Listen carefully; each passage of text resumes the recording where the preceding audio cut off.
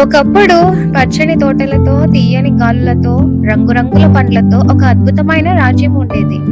ఆ రాజ్యమే ఫ్రూట్పురం రాజ్యం.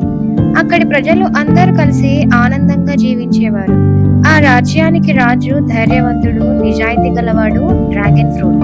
ఇంకా అతని పక్కన కరుణామయి, తెలివైన రాణి ఆనియన్ రాణి. ప్రతిరోజు ఉదయం మామిడి రైతులు తోటలకు వెళ్లేవారు. ఇంకా అరటిపళ్ళు పిల్లలకి పంచేవారు. ఉల్లి అక్క మార్కెట్లో నవ్వుతూ కూరగాయలు అమ్మేది. టమాటా ఇంకా అయ్యో అరటన్న ఈ రోజు నా ధర తగ్గింది, కానీ నా నవ్వు మాత్రం తగ్గదు. అరటి అదే మన బలంలో టమాటా అని అంటుంది. ఇలా నవ్వులతో నిండిన రాజ్యం అది. అనియన్ రాణి, మన ప్రజలు సంతోషంగా ఉన్నారా? ఉన్నారు రాజా, కాని కొందరు పేద కుటుంబాలు ఈ మధ్య కష్టాల్లో ఉన్నారు. అయితే ఈరోజే సహాయం చేద్దాం. కానీ అందరూ మంచి వాళ్ళు కాదు. అక్కడ ఒక మంత్రి ఉండేవాడు, అవకాడో మంత్రి. అవకాడో నవ్వుతూ అంటాడు, ఈ రాజ్యం మొత్తం నా చేతుల్లోకి వస్తుంది. అతను రహస్యంగా పన్నులు పెంచాడు. డబ్బు తన గదిలో దాచుకున్నాడు. అతని స్నేహితుడు కివి దొంగ అన్నమాట. ఇంకా కివి అవకాడో ఇద్దరు డైలీ మాట్లాడుకునేవాళ్ళు. అయితే ఒక రోజు కివి వచ్చి, మంత్రి గారు, ఈ రాత్రి మామిడి రైతుల ఇళ్లలో దోచేస్తా. ఆ రాత్రి అందరూ నిద్రలో ఉన్నప్పుడు కివి ఎవ్వరూ చూడకూడదు. తలుపులు తెరుచుకుంటూ అందరి రైతుల ఇళ్లలో డబ్బులు, సంపద, బంగారం అంతా దోచేస్తూ ఉంటాడు. అప్పుడే మామిడి రైతు, అరటి పిల్లాడు మెలకువగా ఉంటారు. ఇంకా బయటికి వచ్చి ఏడుస్తూ చాలా బాధపడుతూ ఇలా అంటారు, అయ్యో, నా డబ్బంతా పోయింది. ఏం చెయ్యాలి ఇప్పుడు?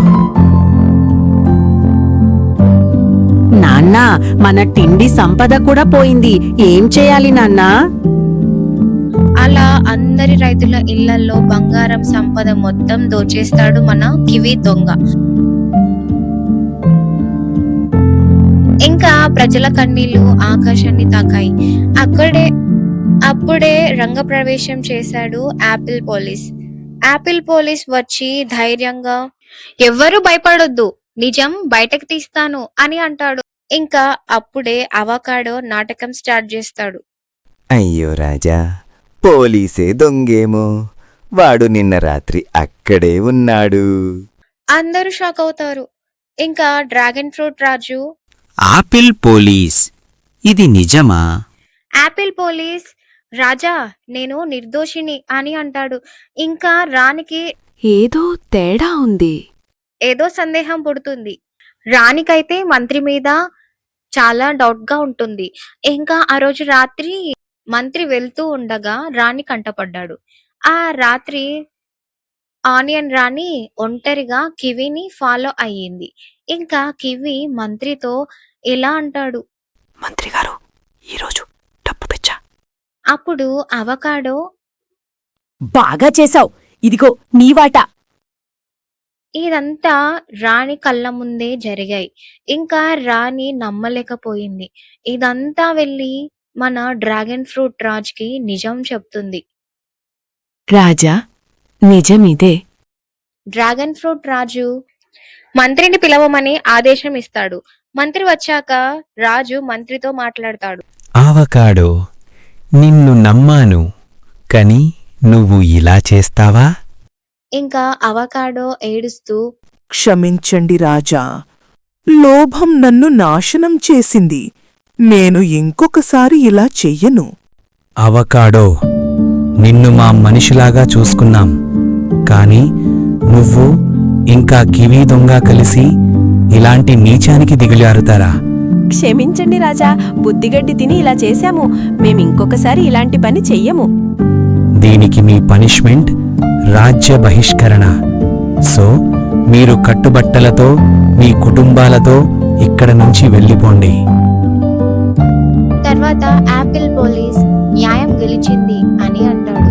అప్పుడు డ్రాగన్ ఫ్రూట్ రాజు నిజాయితీగా ఉండాలి అని, ప్రజలారా, నిజం ఆలస్యమైనా గెలుస్తుంది. లోభం మన శత్రువు. ఇంకా మహారాణి కూడా సహాయం చేస్తే మనమే దేవుడవుతాం. కివి దొంగని, మంత్రిని ఇద్దరిని రాజ్య బహిష్కరణ చేశారు. వాళ్ళు వెళ్ళిపోయిన తర్వాత మళ్ళీ ఫ్రూట్పురం చాలా సంతోషంగా సిరి సంపదలతో వెలిసింది. రాజు కూడా అందరితో చాలా సంతోషంగా ఉన్నాడు. ఇంకా మోరల్ ఆఫ్ ద స్టోరీ ఏంటంటే, నిజాయితీ ఎప్పుడూ గెలుస్తుంది, లోభం చివరికి నాశనం. రాజు ప్రజల కోసం ఉండాలి. మీకు ఇలాంటి స్టోరీస్ ఇంకా కావాలి అంటే నా ఛానల్ ని సబ్స్క్రైబ్ చేయండి. Thanks for watching.